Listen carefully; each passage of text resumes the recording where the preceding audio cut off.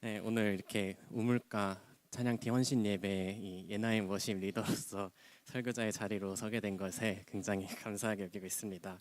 여러분 찬양을 굉장히 많이 하시죠? 지금 다들 찬양을 되게 좋아하실 거예요. 저희가 정말 수도 없이 많이 듣고 부르고 듣고 하는 게 찬양이죠. 찬양을 통해 기독교를 접한 사람도 있을 것이고 또 찬양을 통해 주님과 가까워진 사람도 있을 것이며 찬양을 통해 항상 주님과 교제하고 계시는 분들도 계실 겁니다. 교회에 있어서 찬양은 뺄래야 뺄 수 없는 것이죠. 왜일까요? 우리 인간들이 임의로 그런 걸 만들어 놓았기 때문일까요? 예배 시간에 빠지지 않는 대표적인 세 순서가 있습니다. 말씀과 기도 그리고 바로 찬양의 시간이죠. 그리고 오늘 중점적으로 살펴볼 순서는 바로 찬양의 시간입니다. 방금 앞 순서에서도 저희가 불렀듯이 대부분의 예배의 시간에 찬양의 시간이 빠짐없이 들어가 있습니다. 그것이 이렇게 이런 일반 예배든 아니면 무슨 취임 예배나 결혼 예배나 심지어 장례 예배까지도 우리는 찬양을 빠짐없이 부르고 있습니다. 그만큼 찬양이라는 것이 되게 중요하기 때문이죠. 사실 요즘 젊은 세대 예배로 가면 갈수록 예배의 시간에 말씀과 기도의 시간보다 찬양의 시간이 비중이 더 커지고 있는 것을 볼 수 있습니다. 아이 세대부터 그 장년 세대까지 거의 모든 이들의 마음을 사로잡으며 빠질 수 없는 바로 이 찬양의 시간.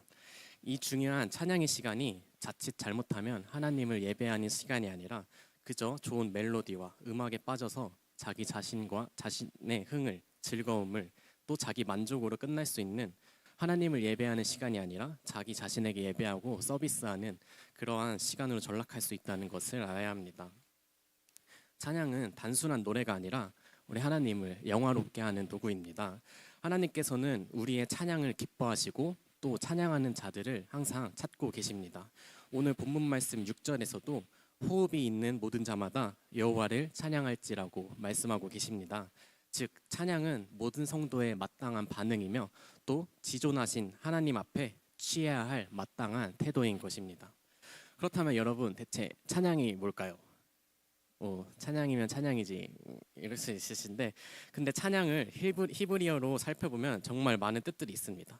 가장 먼저 저희 교회에서 제일 많은 쓰는 언어가 있죠. 저희가 아까도 말했던 네 할렐루야가 있습니다. 할렐루야가 뭘까요? 찬양하다의 할렐루야 야훼 여호와의 야자를 합쳐서 여호와 하나님을 찬양하라는 할렐루야가 있습니다. 할렐루야의 어원이 할랄인 할랄푸도 아니고요. 그 할랄은 찬양하다, 기뻐하다, 자랑하다 이런 의미를 가지고 있습니다. 하나님의 전능하심과 또 우리에게 주신 그 사랑과 은혜를 우리가 기뻐하고 자랑하며 온전히 찬양하라는 의미가 담겨져 있습니다. 또 야다라는 의미가 있어요. 혹시 여러분 야다라는 단어 들어보시지 않으셨나요? 저희가 여호와를 힘써 알자 할 때 그 알자가 야다인데 그냥 지식적으로 아는 게 아니라 몸과 마음과 또 교제를 통해 아는 것을 야다라고 하죠. 근데 여기서 찬양에서 야다는 좀 다르게 의미가 있어요. 바로 손을 들다, 손을 내밀다라는 뜻의 야다입니다. 우리가 찬양할 때 손 들고 많이 찬양하잖아요. 이 손을 드는 행위 자체 또한 바로 찬양이라는 것입니다. 우리의 빈 손을 온전히 주님께 맡겨드린다는 행위이며 또 우리의 두 손을 다 들어서 주님께 온전히 항복한다는 의미 또한 내포하고 있습니다. 또 많은 단어들이 있어요. 큰 소리로 외치며 찬양하다의 뜻의 샤바라는 게 히브리어 언어가 있고요. 또 노래를 부르다의 테힐라, 또 악기를 연주하며 노래하다의 자마르 등 많은 뜻들의 히브리어 그 찬양의 뜻이 있습니다. 그리고 성경에서도 직관적으로 방금 살펴본 단어들 외에 찬양의 형태를 언급하고 있는 것들이 있어요. 시편에 보면 시편이 찬양이시잖아요. 이렇게 다 나와 있는데 주의 인자하심이 생명보다 나음으로 내 입술이 주님을 찬양할 것이라 나오고 또 이러므로 나의 평생의 주를 송축하며 주의 이름으로 말미암아 나의 손을 들리이다. 또 새 노래로 여호와께 노래하라. 온 땅이여 여호와께 노래할지어다. 또 다음 절에 춤추며 그의 이름을 찬양하며 소고와 수금으로 그를 찬양할지어다. 마지막으로 나팔 소리로 찬양하며 비파와 수금으로 찬양할지어다. 이렇게 여러 가지 형태로 하나님을 찬양하는 방법에 대해 시편은 기록하고 있습니다. 또 가장 중요하게 저희 한국 사람이니까 우리말로 찬양이 뭔 뜻인지 알아야 되잖아요. 혹시 찬양이 한자로 뭔지 아십니까? 무슨 창 무슨 양? 네. 제가 보니까 길을 찬에 날릴 양이라고 나와 있습니다. 찬송은 길을 찬 길을 송이라고 나와 있더라고요. 즉 말 그대로 하나님의 높고 위대하심을 기리며 드러내는 것을 바로 우리 한국어로 찬양이라고 합니다. 그런데 우리가 주의해야 할 것이 있습니다. 아까 시편에 나왔듯이 막 입술로 노래로 춤추며 막 나팔 소리로 이렇게 이런 단어들만 사실 들으면 약간 놀자판인 분위기인 것 같기도 하잖아요. 맞아요. 사실 우리가 찬양하는 이유가 기쁘고 즐겁게 또 감사하고 송축함으로 주님을 찬양하는 거 정말 주님이 기뻐하실 것입니다. 하지만 우리가 바로 알아야 할 것은 찬양 또한 하나님께서 받으시는 그 예배의 시간이라는 것입니다. 우리가 찬양하는 이유가 무엇일까요? 내가 즐거우려고 아니면 내가 신나려고? 절대 아니겠죠. 우리가 지음받은 목적 성경에 뭐라고 기록되어 있는지 아시나요, 여러분? 네, 이사야서 우리 다 같이 읽도록 하겠습니다. 43장 21절 시작. 이 백성은 나를 위하여 지었나니 나를 찬송하게 하려 함이라. 아멘. 바로 하나님을 찬양하기 위하여 지음받은 존재가 저희 모두인 것입니다. 하나님을 찬양하기 위해 또 하나님을 기뻐하게 하시기 위해 그리고 하나님을 예배하기 위해 지음받은 존재가 바로 저와 여러분인 것입니다. 아까 말했듯이 찬양에 잘못 접근하게 되면 주님의 이름을 높이는 것보다 나의 만족과 나의 유익과 내 흥을 위한 놀자판이 될 수 있다고 얘기했습니다. 하지만 찬양 또한 예배이기에 찬양의 시간에 찬양자로서의 자세 또 어떠한 마음과 어떠한 자세로 하나님을 찬양하는가가 놓칠 수 없는 중요한 부분입니다. 여러분은 찬양하실 때 어떠한 마음으로 찬양하고 계신가요? 뭐 내 옆 사람보다 내가 더 잘 부르니까 뭐 이런 생각도 할 수 있고, 뭐 다른 사람 악기 연주하는 사람은 다 잘 쳐야지 이렇게 생각을 할 수도 있고, 뭐 내 노래와 내 악기 실력을 뽐내기 위해 찬양하시는 분은 없으시죠. 뭐 앞에 있는 사람들에게 잘 보이려고 부르시는 분도 없으실 거고, 뭐 내 스트레스를 풀려고 찬양을 부르시는 분은 없으실 거라고 믿습니다. 여러분, 찬양의 대상이 누구라 했죠? 네, 하나님입니다. 내가 아니라 또 청중들이 아니라 바로 찬양을 받으시는 대상이 하나님이신 것입니다. 그래서 찬양할 때 우리의 마음가짐이 되게 중요합니다. 하나님께서는 그래서 우리가 마음이 딴 데로 가 있는 백성들, 예배자들을 보고 한탄을 하시며 말씀하십니다. 이사야서 29장 13절 한번 같이 읽도록 하겠습니다. 시작. 주께서 이르시되 이 백성이 입으로는 나를 가까이 하며 입술로는 나를 공경하나 그들의 마음은 내게서 멀리 떠났나니 그들은 사람의 계명으로 가르침을 받았을 뿐이라. 아멘. 또 디모데후서에서도 경건의 모양은 있으나 경건의 능력은 부인한 자들이 마지막 때에 많이 나타난다고 했습니다. 우리가 찬양을 부를 때 그저 뭐 멜로디가 좋아서 아니면 흥이 나서 계속 해왔던 거니 익숙해서 또 이렇게 하라고 우리가 가르침을 받아서 어쩔 수 없이 하는 그런 마음으로 찬양을 하진 않으셨나요? 한번 여러분 자신을 되돌아보셨으면 좋겠습니다. 그리고 저희 또 이제 여기 찬양팀들이 많잖아요. 우물가 찬양팀도 있고 예나의 워십도 있고, 찬양팀으로서의 이 중요한 것이 무엇이 있을까요? 뭐 가장 먼저 중요한 것은 당연히 우리의 믿음, 영성이겠죠. 하나님을 예배하는 마음이 가장 중요합니다. 근데 실질적으로 중요한 것이 또 하나 있습니다. 무엇일까요? 바로 연습이에요. 왜일까요?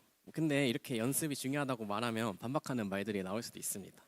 연습이 뭐가 중요해? 예배하는데 예배하는 마음이 중요하지. 연습은 안 해도 괜찮아. 은혜로 가. 약간 이런 말들이 나올 수 있어요. 맞을까요? 뭐 반은 맞을 수도 있고 반은 틀릴 수도 있어요. 물론 이런 말이 나온 것은 예배하는 마음보다 우리가 연습에만 너무 몰두하고 목숨 거니까 이런 말이 나왔겠죠. 하지만 연습 역시 중요하고 연습의 과정 또한 주님께서 보시는 예배의 시간입니다. 왜 연습이 중요할까요? 두 가지 이유를 들 수 있는데, 가장 먼저는 바로 우리 자신의 예배를 위해서입니다. 우리가 찬양 시간에 충분한 연습이 없다면 찬양대로서 우리가 앞에 나와서 미숙한 찬양에 내 연주와 노래하는 데에 신경 쓰기 급급할 것이고, 그러면 그 찬양대로서 찬양의 시간에 우리가 하나님께 집중하기보다 내 노래와 연주에 신경 쓸 수밖에 없을 거예요. 그럼 당연히 하나님께 집중하기 어려워지겠죠. 또 여러분, 우리가 찬양대로서 앞에서 우리만 예배를 드리나요? 아니죠. 예배 자리에 나와서 예배 드리는 성도들, 그 성도분들을 주님께로 나아갈 수 있게끔 하는 중간다리 역할을 저희가 하고 있습니다. 아주 막중한 임무이죠. 여러분이 예배를 드리고 있는데 앞에 찬양팀이 악기팀이 막 틀리고 싱어가 삑살이 나고 이미탈하고 가사 틀리고 이러면 성도들이 사실 그 찬양에 온전히 집중하기가 어렵죠. 당연히 예배에 방해가 되고 예배의 흐름이 끊길 수가 있습니다. 막 드럼이 막 건반이 박자가 이상해요. 막 박자를 절어요. 그거 얼마나 흐름이 끊겨요. 구약에서도 하나님이 병든 거 저는 거 안 받으신다 하셨는데 계속 박자를 절면 될까요? 안 되겠죠. 하나님은 우리의 가장 좋은 것, 가장 귀한 것, 우리가 들을 수 있는 가장 최선의 것을 받으시는 분이십니다. 우리가 연습할 수 있음에도 연습하지 않아서 막 틀리고 절고 이상하게 또 대충 찬양을 드린다면 주님께서 그 찬양을 기뻐하시지 않으시겠죠. 저와 여러분 모두는 가장 최고의 것, 또 최선의 것을 가지고 나아갈 줄 믿습니다. 오늘 본문 말씀을 보면 시편의 마지막 장이죠. 150편. 이 구절은 이 시편 150편은 시편 전체의 결론이며 그 시편의 대미를 장식하고 있는 말씀입니다. 이 시의 기자는 시편의 기나긴 여정을 마무리하면서 모든 백성에게 하나님만을 찬양하라고 외치고 있습니다. 이것은 비단 우리 찬양팀에게뿐만 아니라 마지막 절에 호흡이 있는 모든 자들에게 다 여호와의 이름을 송축하라고 기록되어 있습니다. 여러분 저희 모두 호흡하고 있잖아요 지금. 네, 그럼 저희 모두 하나님을 찬양해야 하는 것이에요. 또 저희만 호흡이 하는 게 아니에요. 우리 시편 148편 10절부터 13절에 보면 짐승과 모든 가축과 기는 것과 나는 새며 세상의 왕들 모든 백성 고관 재판관들 총각 처녀 노인 아이들을 다 모두 여호와의 이름을 찬양할지로다라고 나와 있습니다. 맞아요. 이 모든 세상에 숨쉬고 살아있는 만물들이 하나님을 찬양해야 한다는 것을 말하고 있습니다. 호흡이 있는 자마다 맞아요. 우리는 숨이 끊어지는 그 순간까지 온전히 하나님만을 찬양해야 할 줄 믿습니다. 이 시편 150편은 6절밖에 되지 않는 말씀이지만 무려 13회나 하나님을 찬양하라고 나와 있습니다. 그만큼 하나님의 백성된 우리가 하나님을 찬양하는 삶을 살아가는 것이 얼마나 중요하고 마땅히 해야 할 일인가를 보여주고 있습니다. 또 신약에서 누가복음에 보면 예수님께서 나귀를 타고 예루살렘에 입성하십니다. 이제 곧 있으면 종려주일도 다가오죠. 군중들이 종려나무 가지를 흔들며 이렇게 말합니다. 누가복음 19장 38절에 찬송하리로다 주의 이름으로 오시는 왕이여 하늘에는 평화여 가장 높은 곳에는 영광이로다 하니 이렇게 막 군중들이 찬양을 해요. 근데 바리새인들이 뭐라 하죠? 39절에 보면 네, 무리 중 어떤 바리새인들이 말하되 선생이여 당신의 제자들을 책망하소서 하거늘 맞아요. 막 바리새인들이 예수님께 제자들을 책망하고 그들의 입을 멈추게 해달라고 말합니다. 그때 다음 절에 보면 예수님께서는 아주 단호하게 말씀하십니다. 내가 너희에게 말하노니 만일 이 사람들이 침묵하면 돌들이 소리 지르리라 하시니라. 아멘. 이 말은 무슨 소리일까요? 만약 우리가 하나님을 찬양하고 우리의 입술로 그 주님의 이름을 송축하는 사명을 우리가 감당하지 못한다면 그 생명조차 없는 무생물인 돌을 들어서라도 하나님은 찬양을 받으실 것임이라는 것을 말씀하시고 계십니다. 이러면 안 되겠죠. 우리 사명을 잘 감당해서 그 사명 하나님을 찬양하는 사명을 우리가 잘 감당해야 할 줄 믿습니다. 하나님께서는 찬양받기 합당하신 분이시며 또 이 세상의 모든 만물의 찬양을 받기 원하시는 분이십니다. 하나님께서 우리를 창조하신 첫째 이유는 하나님을 찬송케 하시려고 하신 것 같이 우리의 삶이 또 우리의 일생이 항상 하나님을 찬양하는 저와 여러분 되기를 소망합니다. 저희가 동원할 수 있는 가장 최고의 것, 가장 최선의 방법으로 하나님의 이름을 영화롭게 할 수 있는 가장 훌륭한 방법으로 하나님을 찬양하고 그 크신 하나님의 이름만을 높이길 원해요. 이 사명이 그 누구도 비켜갈 수 없는 호흡 있는 모든 인생의 본분이며 책임입니다. 나는 찬양팀 아니니까 나는 그냥 일반 성도니까 이런 말이 안 통한다는 것이에요. 나의 만족과 나의 유익을 위해 나의 즐거움과 나의 흥을 위해 찬양하는 것이 아니라 정말 우리가 죽을 수밖에 없었던 우리 영혼을 천국으로 이끌어 주신 그 구원의 감격과 기쁨으로 또 감사함으로 주님의 이름을 송축하며 찬양하시며 나아가시는 저와 여러분 되길 소망합니다. 항상 우리가 살아도 주를 위해 또 죽어도 주를 위해 항상 다시 오실 주님만을 찬양하며 우리의 호흡이 닿을 때까지 또 찬양하시며 살아가시는 저와 여러분 되길 간절히 소망합니다. 이 시간 제가 기도하고 마치도록 하겠습니다. 주님 감사합니다. 저희에게 이렇게 찬양할 수 있는 입술과 또 몸을 또 생명을 허락하여 주심에 주님 감사합니다.